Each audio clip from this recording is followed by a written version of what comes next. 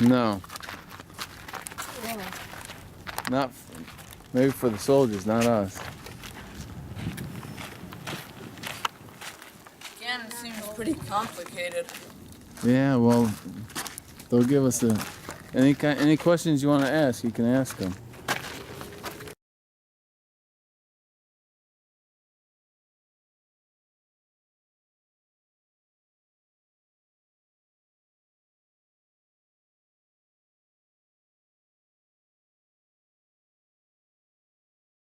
Sir, I'm going to put you up front here.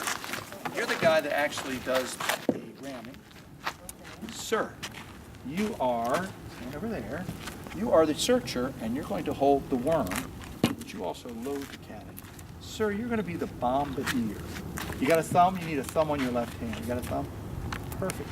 Hook this man up with his bombardier. Yes, sir. You're going to go over Do I here. stick this in here? Oh, I'm going to show you. You're going to have to wait, and we're going to go through the whole thing. And, sir, we'd like you to actually... First thing you have to do is you step over here. We have to clean. Search peace. Okay, take your worm. Nice and low. Good. Stick Good. your worm in. Nick, jump on there as the linstock man, if you would, sir. This thingy? Yes, sir. Now we got it. Let me grab another person. And step up here to carry it around for us, if you would. Okay. Now you're searching the piece, so you twist that around, pull it out. You're pulling out any debris that might be still left in that cannon. In this case of this cannon, it might be rocks.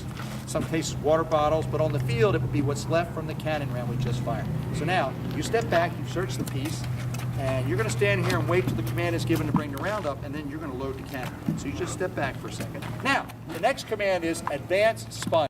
Make it explode. So the way we do that is, and you've been waiting the whole time to do this. The command is given to prime. Prime. You take this hand and you pull out the priming wire. Don't poke yourself in the eye with it. Pull it out. Now, you're going to run it down through here. It's going to puncture the cartridge, so drop it in. We're going to pretend the cartridge is there. You go, punches a hole. Then, you put it back in there. And you're going to reach into your haversack and pretend to pull out a paper cartridge loaded with black powder. That's the cartridge box right there. Yep, see that little paper cartridge? Yeah. Pull that out. We're going to pretend it has black powder. This is where you pretend to bite it and turn and spit. Now, pretend you're spitting. Good. Good. Nice. Now you put the round in the other hand and pretend you're pouring black powder in there. This would fill up inside until we had a nice little mound right there, and then we're ready to fire the cannon. Now you step back. Now, step out of the way, sir. This cannoneer here has been standing this whole time holding the linstock. The linstock has a piece of hemp rope on it soaked in a chemical called saltpeter. When this dries and we set it on fire, it burns really, really slow and really hot. That's why we call it slow match. Slow match. We're going to use that right to there, and you wait for the next command. The next command is tend vent. 10 vent. All right, let me see that left thumb again. Bring that, oh good, now wet your thumb like this and stick it over that hole. Now the reason you're putting it over that hole is when this man sponges, if there's any burning embers, as he's pushing the sponge down, it kind of puts air in there. And if that air goes in, it makes those sparks get bigger and bigger, we have more flame. And when the cannon round goes in, if those flames are still there, it can make the cannon round go off too soon. And that would not be good for this man because he'd probably get killed. You get your leg broken. So you are preventing air from moving through. Okay? So, we've tended vent. Now we're going to sponge piece. Sponge piece. Now, put your sponge in. Put it all the way down to the end. All the way down. Spin it around a couple times. Get it real clean. Now, pull it halfway out. Now, push it back again. Got to get this really clean. Good. Now, you pop it out so that the wooden part just touches the bottom. Your rammer part just touches the bottom, and that lets the commander know you're ready, and just step off to the side just a little. Good. Now, you're all set. Now, clean the cannon out. We've searched it. We're going to bring up one round. So the commander's going to yell, handle cartridge. Handle cartridge. So, sir, you're standing here like this, as if you're waiting for a Christmas present or a holiday present. So come up here. Put your hands up like this. You're waiting for your present. And this cannoneer brings the cannon round up. You tuck it under your chin to protect it. Actually, I'm turn it like that. You're going to tuck it under your chin to protect it. You're going to turn around and face this cannoneer. Okay? Now, the next command is charge piece. Charge piece. Put it in. The black powder goes in first, and It sits right inside the cannon right there. Now I'm going to put this on top just to illustrate what's going to happen. We now have to move the cannonball and the bag of powder from the muzzle all the way down to the breech. And is given, you can sweep it up in the air because it makes this burn a little hotter. Then swing it across, you can touch that, and it's going to explode. And he has to make sure that he's standing outside the wheel because this cannon will roll back about the place. So, you ready, sir? Commander, step over on that side so the inside person can see you. Raise your right arm or your left arm, which you can. And you'll say fire, and then you'll drop your arm, at which point then you will light the cannon. So, Commander, and you're ready. Fire! Go! Success, we did it. Now, let's see if you remember all those steps. We're going to do it again. One up,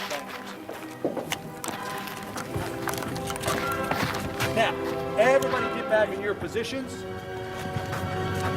the 18th century, we didn't...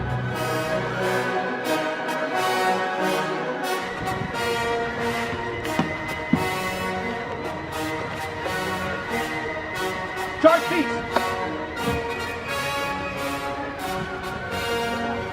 Ram down cartridge! Ram down cartridge!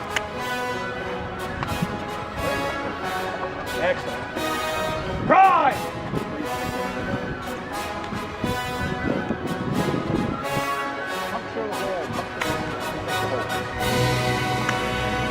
Now, 40 powder.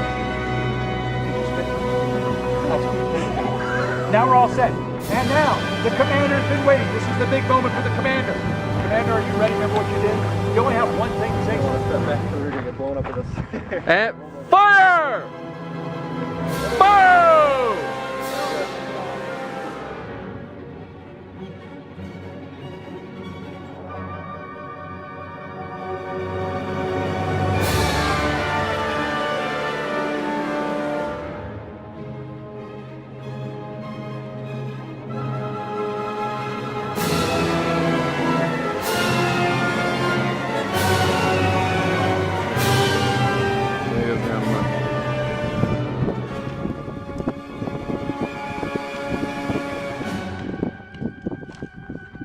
Here, add an extra ring there.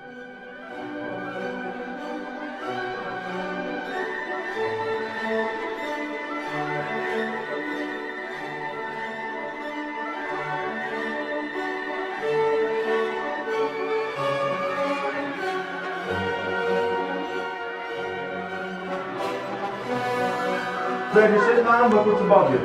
You got a nice cover above you right there. Did you see that in any other bed? No. No. This is the only bed that probably would have had it. Well, the contract, Sound good? You got his own lick too, kid. And I want, David also write the letter. Great letters, you had it. We're in all kinds of and I'm not sure if this is called chalice at this time. And plastic bag. Well, that was unreal, but yeah, plastic proof for now. Is this like a salt shaker or? That's where the ink is. Oh yeah. Right, Oh, right, it's they related. had pencils. They had feathers and things. Right? How do you get a little? How do you get an ink? They have their, I don't know where they come from, but you take this stuff, which is like the ink tablets, kind of like, it's like the ink sugar, and then you put water in it, and it created ink. They had it. It wasn't good. And unfortunately, they didn't have any medicine. I'm just glad that I wasn't born in the 1700s. This is the only original piece that remains from 1758 forward. I mean, It would have been a fireplace that an officer would have used. how did we get Because they're glass. How did we We'll have to do that to help keep the temperature cool in here so we can steer this better. Pretty advanced for them. Like, What's that? Seems, stuff seems pretty advanced for them.